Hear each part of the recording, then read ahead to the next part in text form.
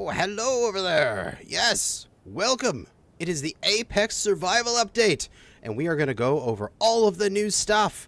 And it's so exciting. I'm so happy this update is here. It's going to add some awesome stuff to the game where we can have food mechanics. We got the food processor over there, which we're going to look at shortly. And let's go through everything that is in this update. On my, well, your left, my right, we have the free items, all the new mechanics and such. And on the other side, we have all the paid items from the DLC. And we'll be going through whether or not you need to purchase the DLC, whether or not I think it's worth it, or if there's any blocks in there that I'm like, that should have been base. But we'll go through it one by one. So, to start off, let me just grab my spectator camera again here, and we'll zoom on out and take a look at the giant platform. And you may say, like, that's a lot of blocks over there, and not too many blocks over here. But that's okay. There is a lot of this update that is hard to show on a platform of blocks.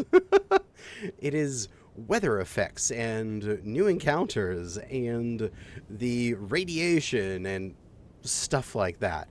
And so it's hard to show here. I'll try to cut away to some of the trailers, the teasers that they did, and as I talk to them, as I talk about them, but it's hard to put it on a physical thing because it's intangible.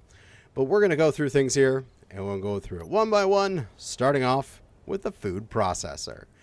This is your main access to the survival mechanics.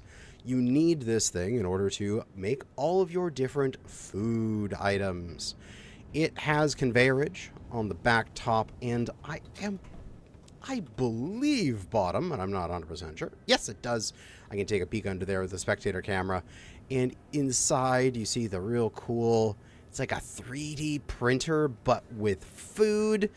This is so cool. All the different types of food, sabroid meat. You got your fruit, your mushrooms, your veggies, your meat, your grain, your algae, and then different knives and fork little symbols there. It's beautiful. And we're going to take a peek at this thing. Pop in here into the production. We can see that we are able to cook our various meats, whether it be mammal meat from wolves or insect meat from sabroids, as well as process our algae into crisps, or to make various meals of various levels of quantity, fill value, and such from the different grains and fruits and vegetables and everything. And some of these look pretty tasty. We got some curry, we got dumplings, spaghetti, or steak dinner, which is what we had to make in our preview videos.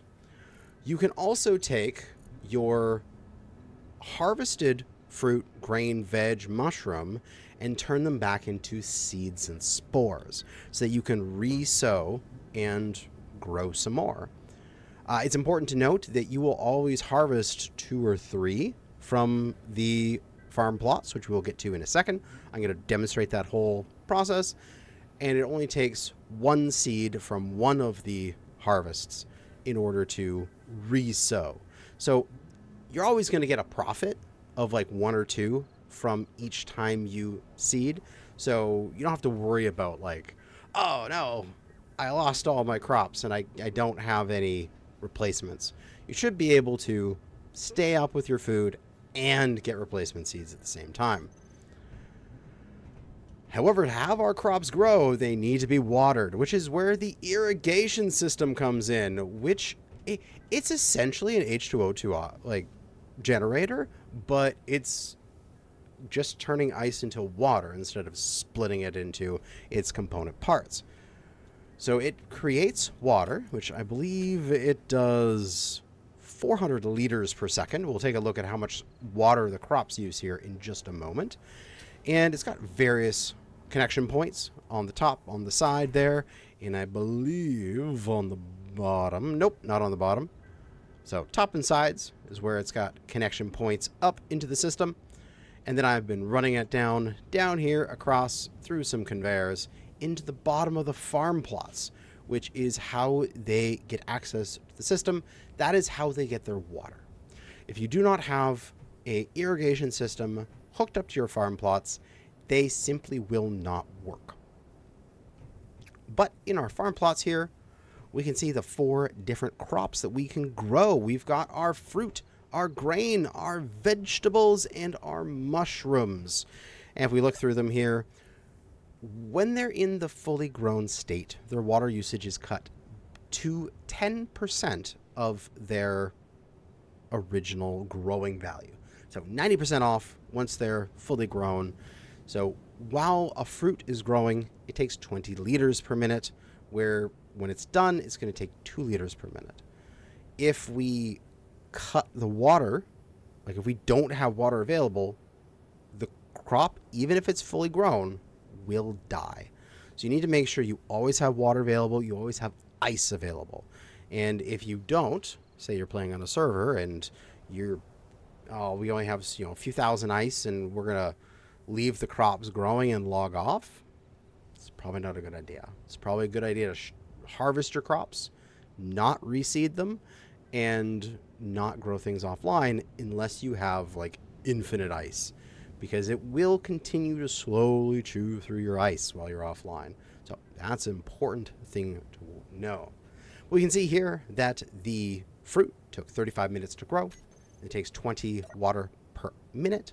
This took 30 minutes to grow at 16 liters per minute, and 20 minutes to grow at 15 liters per minute, and 12 minutes to grow at 8 liters per minute.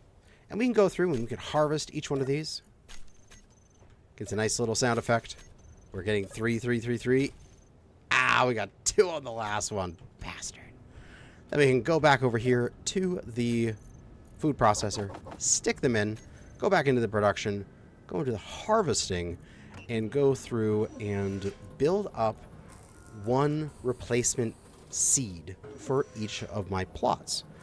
So in the end, I'm going to have a profit of 1 to 2 of the various fruits and vegetables, and then I can go back and I can head back to my plots and I can throw them back in, click plant, and reseed. Now, it is important to note that you can automate this slightly.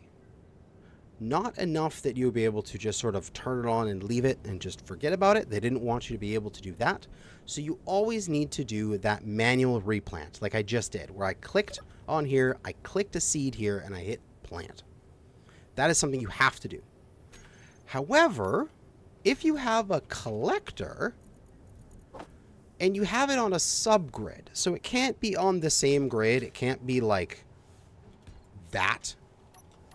Like, that won't work. But if you get like a rotor or a separate little rover or something, whatever you want, and I do this will work because it's on a subgrid. So it's important to note you need to be able to do that. And then if this collector is on and this is fully grown, it'll automatically slurp up the vegetable, the fruit, whatever you're growing, and put it into your inventory.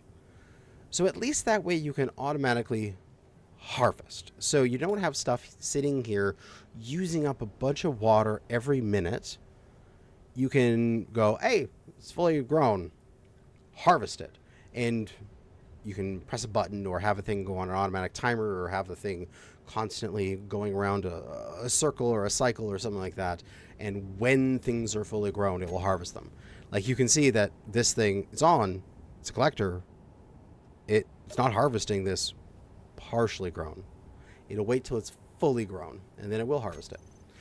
Potentially, if I actually do this over here, do this on all of them, and I leave this here, we should see that it's definitely going to take me longer than the, it was like 15 minutes for this to grow to be able to do this update. So we'll come back and we should see these mushrooms in the collector. So we'll have to take a look at that when we come back here in a moment. But moving on from that, we have the algae farm, which is going to be your early game food production.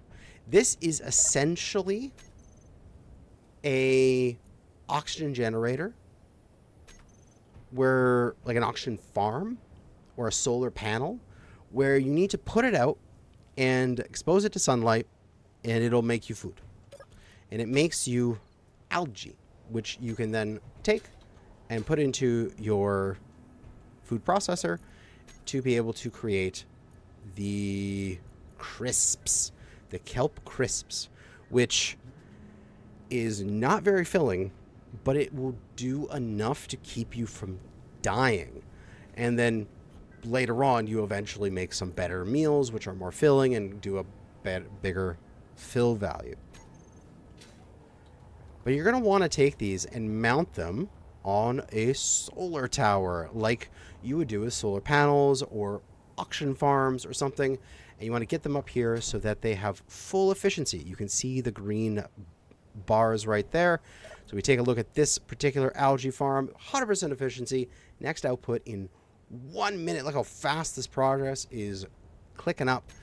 Realistically, if you're like a solo person, this is probably more than enough. You set this up with conveyors coming down into a cargo container, and you can see here, as I set this up and then I built the rest of this world up to get ready for the video, and I have 126 algae. So you can make a lot of kelp crisps with a simple tower like this. This should probably handle a solo or a duo like in perpetuity once you have this set up. Even at the very start, if you just take one of these and you lay it on the ground or you just stand it up like this thing, the efficiency won't be very high. However, it'll do something. It'll get it done. So you are able to still produce even if the efficiency is low. And we can take a look at all the different foodstuffs that we can make. We've got the fruits, the seeds, all of the raw and cooked meats, all the different food here. And when we take it out and we drop them, we'll take out, say, some of the fruit, and we'll take out some of the algae, and say some raw meat, and a meat pack, like a flatbread meal pack. We can drop them on the ground and see what these things look like as their items. It's like a chunk of meat. And I think these look awesome, especially these fruit crates and such. The items themselves look pretty good. You see these are like MRE sealed, nice chunk of meat. Oof, I'm hungry. The little canister of algae and a box of vegetables. And you can see what is in that particular container. You see this one is fruit, just from having the little symbol there on the side.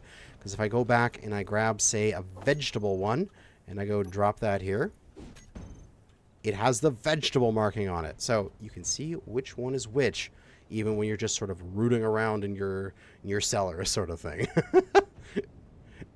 Now, next up, radiation. Now, this is going to have a couple cutaways, because radiation is not only just the block radiation, which I can show here, but also weather. And there's other weather effects. Like there's going to be the sandstorms that hit you with debris. There's going to be the radiation storms. There's better meteor showers. All of that can be sort of encompassed here.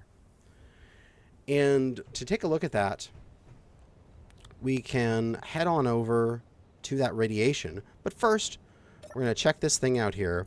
And there is some anti-radiation med kits.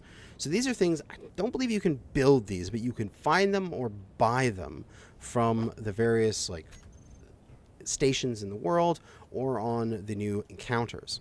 If I turn my HUD back on and I walk towards this damaged reactor, you can see that I have now an exposure level in my bottom left, right beside my speedometers and my health bars and such. This is because this damaged reactor is now slowly killing me. This exposure will increase. And once it reaches 75, I'm going to start taking damage, and it's going to go red. I'm going to hear all sorts of warning noises. And then once it reaches 100, the radiation damage massively increases, and you start to really die. This is going to be very interesting because damaged reactors are now going to make something like you can't go near a ship with a bunch of damaged reactors. Like, this is one reactor, and my exposure level is increasing pretty fast. Can you imagine if your ship had like 4 or 5 or 6 of these things and they were all damaged? You enter that area and your exposure level is going to go up insanely fast. So we're about to hit 75 here, and now turns red. We start getting sort of the Geiger counter sounds, and it sounds great, and you're going, oh God, I gotta get out of here. However, there is a counter. We have the anti-radiation medkit. So this gives radiation reduction and immunity for 10 minutes. So I can take one of these medkits, and we can see that my radiation is now steadily dropping. Actually, it's dropping like a rock. So if you ever have that situation where you have really bad radiation, or say you're stuck out in a radiation storm on a couple of the different planets, taking the medkit might be the way to get through that. I could definitely see this as a new mechanic that storytellers and scenario builders can work into their worlds. So they could have a situation where there is a broken venting reactor and you can't get near it, otherwise you're going to die. So you have to go on a quest to find the rad kit, the anti-radiation med kit, and you'll have to take it and then do the mission real quick and get the item from the reactor core to be able to progress with the scenario. So I think there's some really cool things we can do with this. It also means that you probably shouldn't put your reactors anywhere near any inhabited parts of your ship. Your reactors should be potentially separated out a little bit further. Maybe on the engine nacelles, away from your cockpit. It might change ship design a little bit. But moving on, we have a new spawn rover. I'm so excited about this. There has been several changes to the spawn pod in Space Engineers. If you remember the OG spawn pod, that giant large grid ship, because they did not have survival kits. That, like, before survival kits were a thing, they had a giant large grid that you landed with, and that was the only way they could start you, because you needed to start with an assembler. You needed to start with a refinery. Otherwise, you couldn't do anything. And then they figured out adding the survival kit so you could have that initial start. But now they've upgraded even further. No longer is it a drop pod, it is a drop rover, which, oh man, this is perfect. This is exactly what a starting player needs. Just the ability to be mobile right off the bat. Like, oh, that's going to be so useful. You'll be able to drop in, and if you don't like your area, drive to another one. This has a ore detector on it. Just go straight to that ore patch you see, figure out what it is, and if it's not a good ore patch, move on. Go find an iron. Go find a cobalt right off the start. That's going to be amazing. And I'm thoroughly going to enjoy starting a new series in this rover. And I guess the last thing here is I just wanted to show off what some of the plants look like in the overworld here. We have, this is the fruit. Come on in here. You can see the little berries, and you press F on it and gather it. And now I have a fruit. I think there's another fruit over here. Yep. And you'll be able to find them around the world. They spawn in various places.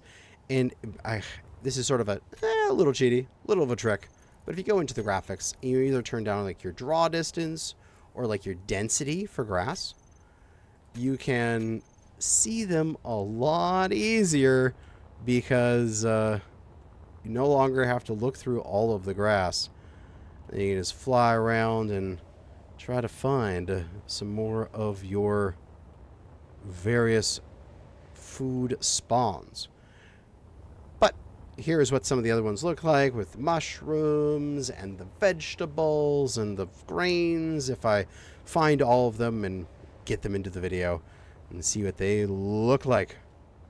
So that is everything that is covered in the free update. We can now look at the stuff that's covered in the DLC, the Apex Survival Pack. And mostly of this stuff is simply cosmetic blocks with, you know, Type 2 versions. So, you know, like we've had, like, turrets, the Type 2 Gatling turret instead of the original one. They're continuing on with that.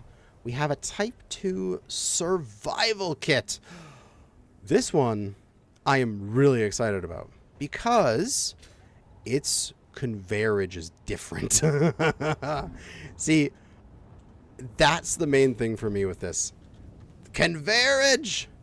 It's got bottom, as you can see here on the small grid version of it as well, bottom and top conveyorage, with the obviously large grid both being large ports, and the small grid one having 2 small ports on the top and a large port on the bottom.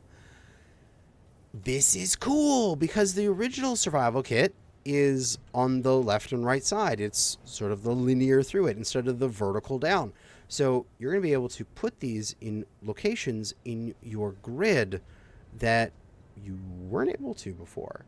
I find it actually kind of difficult sometimes to get a survival kit with the side-to-side connections, and I have to like go and like, okay, there's a wall here that has a conveyor in it, and I've got to like go and like tuck this up against the wall, and like I've got to find that wall that I can put it up against, right? This can sit in the middle of an open space because it's got one on the bottom. It's nice. So I'm looking forward to using this in my builds, and probably for my next series, I'll be building a spawn, my own custom spawn rover, using the small grid version of it here. Oh, so good. But moving on, we have Type 2 tools. Type 2 grinder, Type 2 drill, and Type 2 welder. And they look amazing, as always. All the Type 2 blocks look great. And I believe that they are exactly the same in terms of their block and their like conveyorage and everything like that. They are simply different skins. So no worries here about these ones being like, oh my god, this has a different conveyorage, so it's easier to put on a ship or something like that. You know, nothing like that. So, moving on. Type 2 ore detector. It spins! It's spinny! Yes!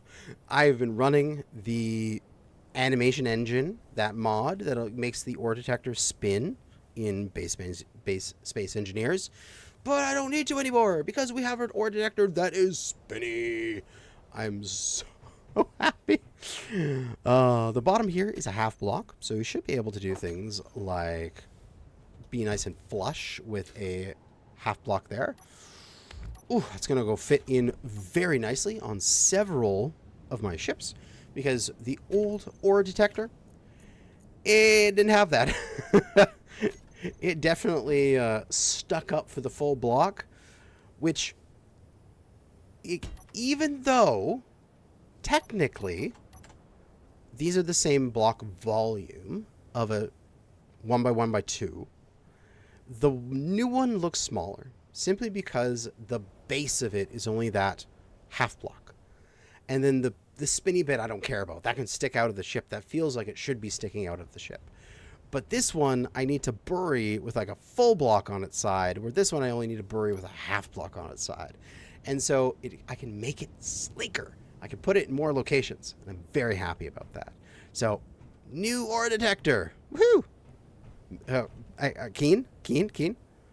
Make more spinny things. Please! Oh, Radiation is beginning to fade. Oh, okay, yeah. What the hell that was? Because I hadn't... It's been 10 minutes since I took my anti-radiation medkit. Moving on.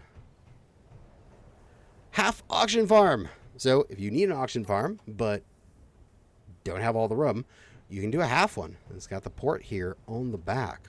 So, just a smaller auction farm. I assume this does half the production.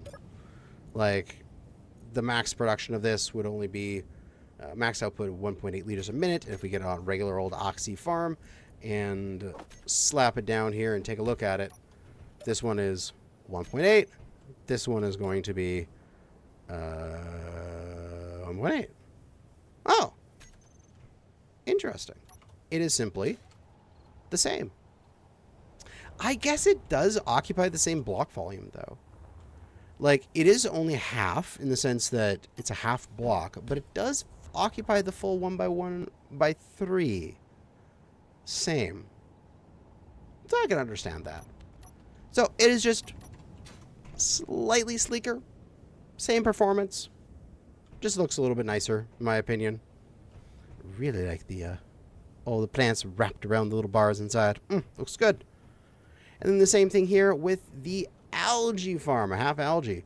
So with the algae farm back over here, that was our way to get our early game food, right? Well, this guy over here is the same thing, but sleek, sexy. So I'll definitely be using this one because it looks good. And it's got the conveyor on the back.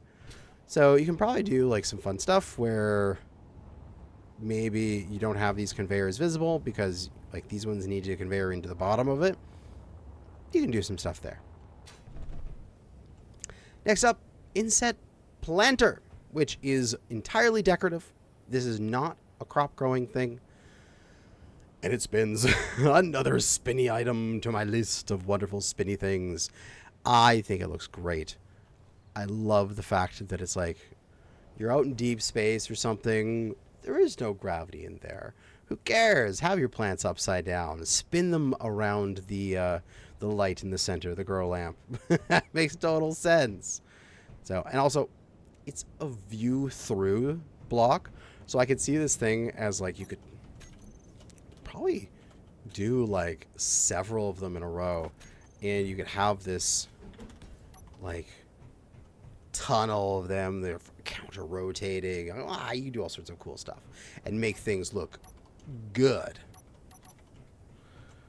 But next up, the forest terrarium and the desert terrarium, which are just peaceful, soothing things to look at. We've got butterflies. Let me bring my spectator camera over here so we can take a closer look inside the terrarium. Got butterflies. And we've got a snail. Oh my god, look, he's moving along ever so slowly. Mr. Snail. I can see him being a mascot for one of my series. We have to move Mr. Snail from like one planet to another using some silly build restriction. But yeah, Mr. Snail's going around doing his thing. We got some butterflies, all sorts of wonderful flowers, got some mushrooms in there. Oh, it is so pretty. We can also go over to the desert one, which is the same thing. We got like a moth, got some cacti, some ants running along in here. Oh, so cool. Ooh, some other bugs and such. So if you ever want to have just an area, liven it up, have a little bit of motion and animation going on, something you can add in. Some new warning signs to go along with the new mechanics. We have got warning for radiation, perfect for that reactor room. Cold warning signs, so if you're ever stationed on like one of the freezing planets. What is it? Triton? Is that the freezing? Yeah, I think that's the old cold one, or the moons or something like that. You can put that out there, and then obviously because we're all going to be eating, a mess hall sign. Perfect. And next up is the storage bins. Now these are going to be little decorative things you can put around your base. They don't have any conveyor access, but they look good, and you can use them as like little loot containers, similar to like the freights or the barrels or the cargo crate. And you'll be able to store a few items into them. And I think they're just going to be really good for people to set up in scenarios where they need a little loot box, or they're going to decorate a room. Say you have like a greenhouse you've all set up, because these are very similar to the blocks, the food items that we can drop over here, right? The same sort of size and shape. And so you could set that up in your greenhouse. It's like you're dropping your food and putting it on these pallets, and you're going to be moving it around. Be a good sort of story thing to it. They got a little bit of space in them. 1,500 for that guy, 4,000 for this guy, and we got 500 for that guy. And yeah, there's a little cosmetic things. Next up, conduits. These are 11 different blocks of various shapes and sizes and needs here. And you are able to put conduit throughout your facility. Now, it's kind of similar to like pipe blocks in the sense that these are cosmetic only. These aren't going to be transferring any items or anything like that. They're cosmetic, but they look great. And you can set them up throughout your facility. You can even have ones that are intentionally broken with a sparking effect. This would be absolutely amazing for people who are making scenarios or encounters that want to have that, oh, this is pre-damaged. You can put in this damaged block to have this cool looking effect. And I'm pretty sure this gives off a little bit of light. So you can imagine like a dark, broken down relic of a spaceship, and inside there's this sparking conduit that's giving you light every so often as you search your way through it.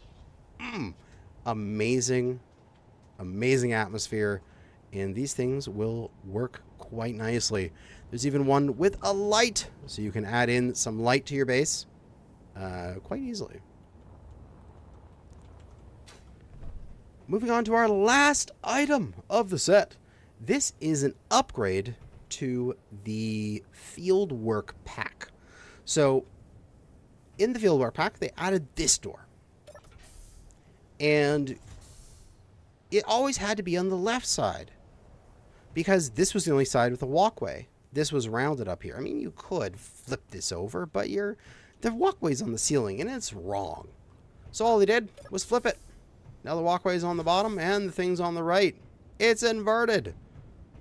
Very simple upgrade, but a new addition to the Fieldwork Pack.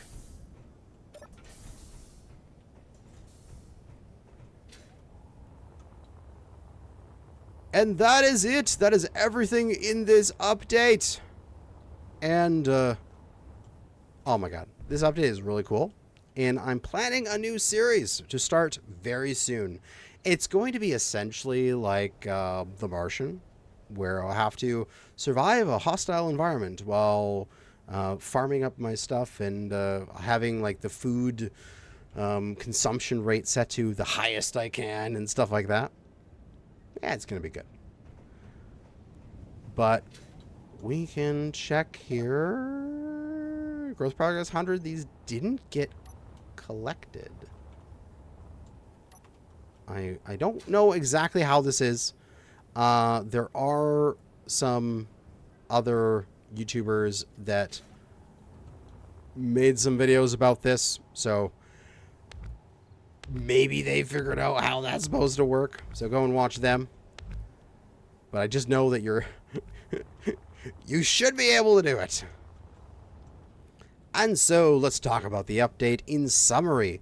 The new food stuff is really cool, and I can't wait to use it in a really hardcore survival series where I have to survive and get all sorts of food, and it's going to have a bunch of environmental hazards and maybe some enemy AI that's going to attack me. It's going to be really fun. You don't need to use it in every single playthrough, and I probably won't. There'll probably be some playthroughs where I'm like, I don't really want to deal with this because I'll just set up like an algae farm like up there and then just ignore the whole mechanic. So then why have it on? However, the DLC I think is awesome. I don't think there's really anything in there that like should have been baseline. Like there isn't any blocks over there that give you functionality like a couple of the DLCs I've had in the past. But all of them are quite nice. They look amazing, and they're going to be sort of like, oh, that just fits into the world slightly differently. It does the same thing. It's like the med bays, where like the one medical room has the connections on the top and the bottom, and the other medical room has the connections on the sides. They're both medical rooms. Like there's no difference between them. It's like for the survival kits. They're just slightly different connections. You can put them in different locations on your ship. That's pretty much it. I'm quite happy with this update. I can't wait to get to it, and gotta go edit this video and get it up ASAP. So thanks for watching, and good hunting out there, fellow space engineers. Yeet.